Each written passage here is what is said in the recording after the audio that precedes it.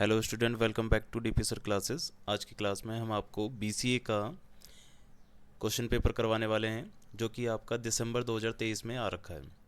देखिए, ज़्यादातर होता क्या है कि जो प्रीवियस ईयर में क्वेश्चन आते हैं उसी पैटर्न में अगले ईयर में भी क्वेश्चन आते हैं। तो ये वीडियो उन बच्चों के लिए बहुत ज़्यादा इंपॉर्टेंट है जो दिसंबर 2024 में एग्ज़ाम देने वाले हैं बीसीए का मैथ का। तो चलिए स्टार्ट करते हैं क्वेश्चन नंबर 1 से। क्वेश्चन नंबर 1 कह रहा है find the rank of matrix A. आपको रैंक फाइंड करनी है मैट्रिक्स ए की। तो रैंक क्या होती है, पहले रैंक के बारे में समझते हैं। रैंक का मतलब होता है number of non zero row. देखिए, जैसे कि आपको ये मैट्रिक्स दे रखा है ए इक्वल टू में 1 2 3 4 4 6। अब देखिए, इसमें करेंगे क्या, इसमें करेंगे आप इन R1 को और R2 को एलिमिनेट करने की कोशिश करेंगे। तो कैसे एलिमिनेट किया जाता है, जैसे कि ये आपके पास R1 होती है और ये आपके पास R2 होती है। अब आप ये देखोगे इनमें से बड़ा कौन है, जैसे कि R1 बड़ी है या R2 बड़ी है, तो R2 बड़ी लग रही है। तो आप R2 को ऑपरेट करोगे, लिखोगे R2 टेंस टू, और R2 में से R1 को माइनस करोगे, बट यहाँ पर जीरो आ जाए ऐसा कुछ करने की कोशिश करनी है आपको। R2 क्या है 4, 4 में से 1 माइनस करोगे तो 3 आएगा। बट अगर इस 1 को 4 से मल्टीप्लाई कर दोगे और फिर माइनस करोगे तो जीरो आ जाएगा। तो आप क्या करोगे, R2 में माइनस करोगे 4R1। R2 यानी कि 4, 4 में से माइनस कर रहे हो 4R1, तो कितना आ जाएगा, ज़ीरो आ जाएगा। तो पहली वाली रो तो सेम रहेगी, दूसरी वाली ये हो जाएगी ज़ीरो। फिर अगले में क्या है, R2 है 4, माइनस कर रहे हो 4R1, R1 क्या है 2, तो ये हो जाएगा 8। तो 4 माइनस 8 क्या हो जाएगा आपके पास, माइनस का 4। इस तरीके से, ठीक है। और फिर अगला भी देखेंगे।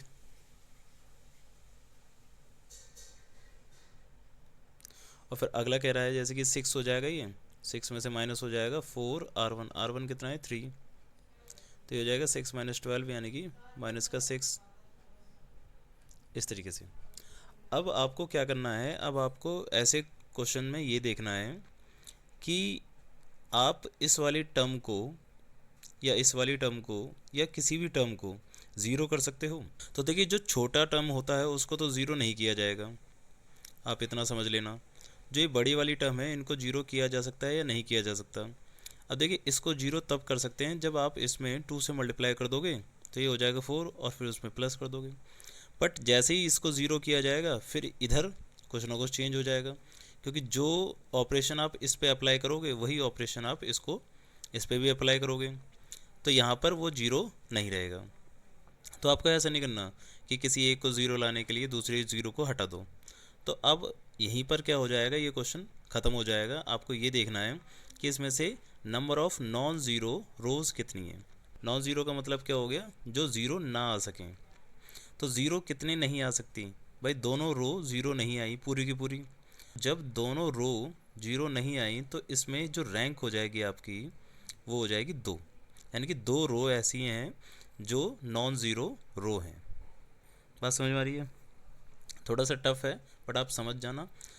रो 1 को और रो 2 में से ये देखना है, सबसे पहले आपको रो 1 में से और रो 2 में से ये देखना है कि इनमें से कौन सी बड़ी रो है। तो जैसे R2 बड़ी है तो R2 को ऑपरेट करेंगे आप, R2 को ऑपरेट करके आप ज़ीरो ले आए। अब चेक करना है कि अब दोबारा ज़ीरो आ सकता है, नहीं आ सकता, क्योंकि कहीं ना कहीं ज़ीरो लाने के लिए फिर इस ज़ीरो को भी ख़त्म करना पड़ेगा।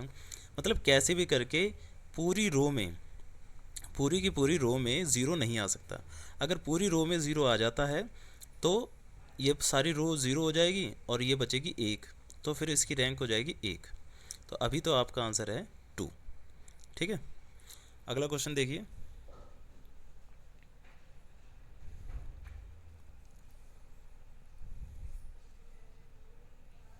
Question number 2, evaluate limit x tend to 0 sine 4x upon में x। सिंपल सा क्वेश्चन है।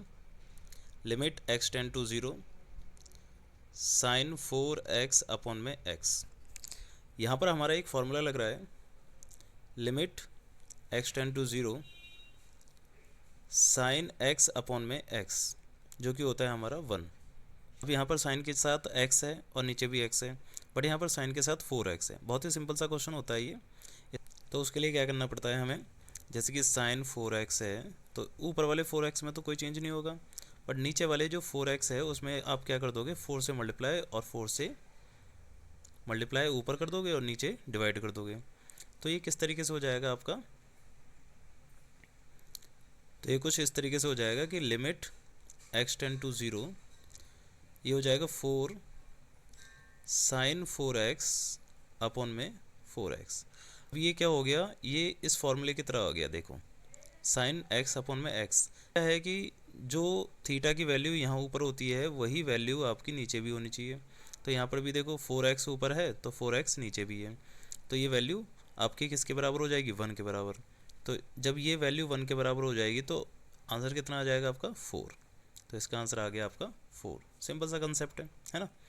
और देखिए ये कंसेप्ट सिंपल से हैं और आते कितने नंबर में हैं, 3 नंबर में। तो 3 नंबर के लिए तो ये क्वेश्चन बहुत अच्छा है।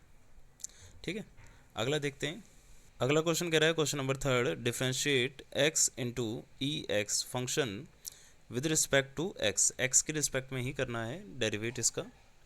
तो बहुत ही सिंपल सा क्वेश्चन है। किसी भी डिफ्रेंशिएशन के क्वेश्चन के लिए उसको y के इक्वल रख देते हैं, y equal to x into में ई एक्स।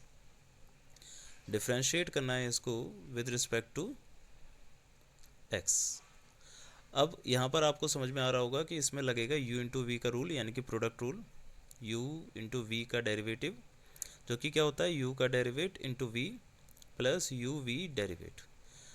अब यहाँ पर y का डेरिवेट करेंगे तो लिखेंगे डी वाई अपॉन में डी एक्स, क्योंकि डी एक्स क्यों, क्योंकि विद रिस्पेक्ट टू x चल रहा है। फिर u का डेरिवेटिव पहले करेंगे, यानी कि x का डेरिवेटिव होगा, तो डी एक्स अपॉन में डी एक्स। ये आपका सिंबल होता है डी अपॉन में डी एक्स, और यहाँ पर वो वाली वैल्यू रखी जाती है जिसका डेरिवेट किया जा रहा है। तो यहाँ पर x का डेरिवेट किया जा रहा है। अब v को एज इट इज़, यानी कि ई एक्स को as it is, plus u को एज इट इज़, तो u क्या है x, और फिर v का इंटीग्रेशन यानी कि डी ई एक्स अपॉन में डी एक्स। तो d y upon d x equal to, अब देखिए x का डेरिवेट x के रिस्पेक्ट में क्या हो जाएगा, 1, क्योंकि दोनों वैल्यू कट जाएंगी तो ये हो जाएगा 1। तो आपको ध्यान रखना है कि x का डेरिवेटिव क्या होता है, 1 होता है। ई एक्स तो एज इट इज़ लिख दिया जाएगा, ई एक्स प्लस x, और ई एक्स का डेरिवेटिव क्या होता है, ई एक्स का डेरिवेटिव होता है ई एक्स। ध्यान रखना आप कि ई एक्स का डेरिवेटिव ई एक्स ही होता है।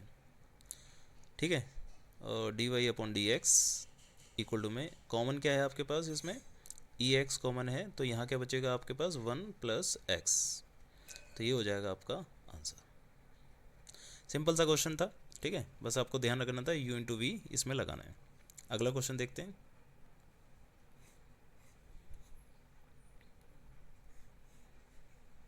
अगला क्वेश्चन देखते हैं, क्वेश्चन नंबर 4, इवेल्युएट करना है इंटीग्रेशन 1 अपॉन में रूट 4x प्लस 3। देखिए बहुत ही सिंपल सा क्वेश्चन है वैसे, मगर बच्चों को कन्फ्यूज़न हो सकती है इसमें। बच्चा इसमें ये सोच सकता है कि इसको इंटीग्रेट कैसे किया जाए। देखिए आपको सबसे पहले ध्यान रखना है, जो रूट के अंदर आपको वैल्यू दे रखी है, क्या वो लीनियर इक्वेशन है या क्वाड्रेटिक इक्वेशन है। ठीक है, लीनियर इक्वेशन है या क्वाड्रेटिक है या क्यूबिक है, ऐसे। अगर वो लीनियर इक्वेशन है तो उसका इंटीग्रेशन नॉर्मल तरीके से हो जाएगा। क्वाड्रेटिक है तो कुछ फॉर्मूले इसमें लग सकते हैं। अब देखिए यहाँ पर क्या है, लीनियर इक्वेशन है ये, क्योंकि x की पावर क्या है, 1 है। तो करना क्या है, जब भी लीनियर इक्वेशन होगी तो आप इस पूरे को एक सिंगल टर्म मानेंगे। तो लेट कर लेते हैं, let 4x plus 3 equal to t. इस पूरे को हमने क्या मान लिया, टी मान लिया। और जब भी हम टी लेट करते थे, या आपको याद होगा, तो उसको डिफ्रेंशिएट किया जाता है, differentiate with respect to x। तो 4x का डेरिवेटिव क्या होता है, 4x का होता है 4, और 3 का क्या होता है 0, और t का क्या होता है डी टी अपन में dx। तो dx की वैल्यू क्या आ जाएगी, dx की वैल्यू आ जाएगी, ये 4 नीचे आ जाएगा, तो डी टी अपन में 4 तो dx की जगह हमने निकाल ली उसकी वैल्यू dt अपन में 4। तो यहाँ पर जो dx है उसकी जगह हम dt अपन में 4 रख देंगे। तो इंटीग्रेशन होगा किसका, 1 अपन में अंडर रूट, अब इस पूरे को तो हमने t मान लिया था, 4x+3 को t मान लिया था, और इनटू में dx की जगह क्या मान लिया हमने, dt अपन में 4। तो ये 4 बाहर आ जाएगा, और इसका इंटीग्रेशन करने के लिए आप इसको ऊपर ले जाओगे। अब इसको क्या लिख सकते हैं वैसे, t की पावर 1/2, ठीक है।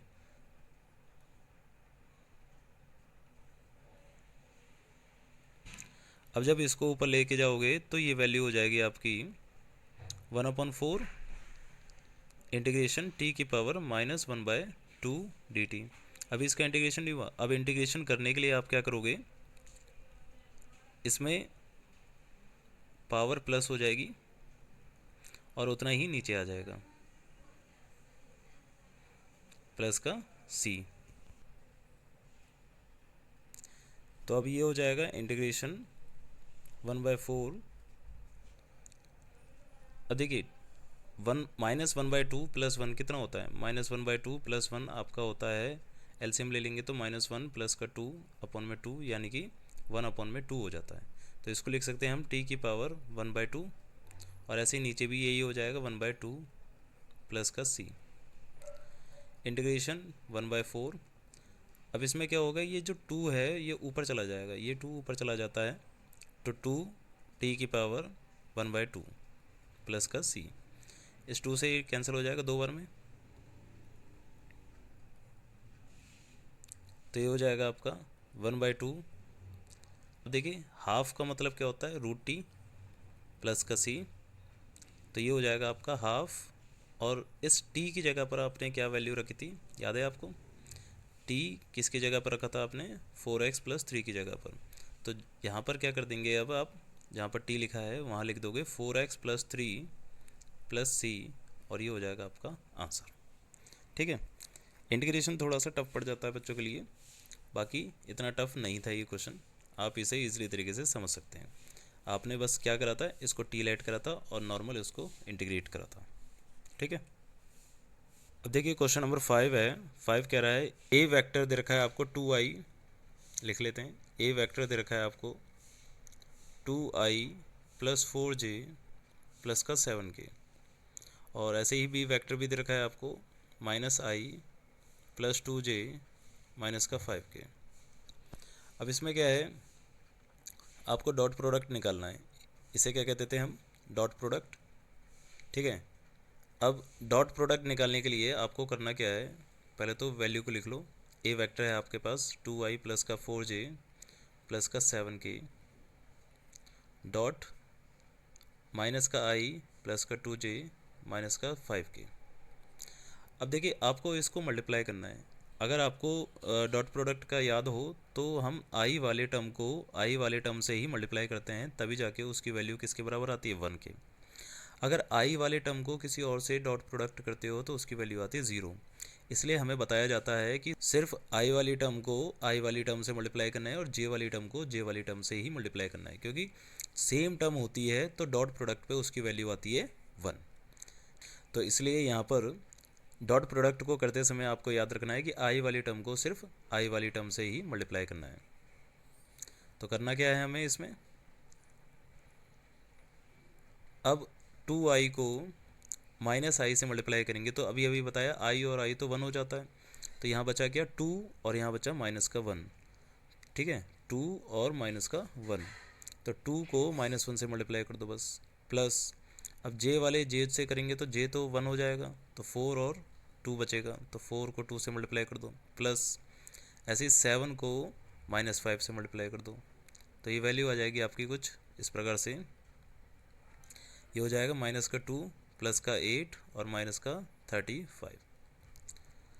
अब -2 और प्लस का 8 हो जाएगा 6 और -35, और ये वैल्यू आ जाएगी आपकी -29। सिंपल, ठीक है, बहुत ही सिंपल सा कंसेप्ट था।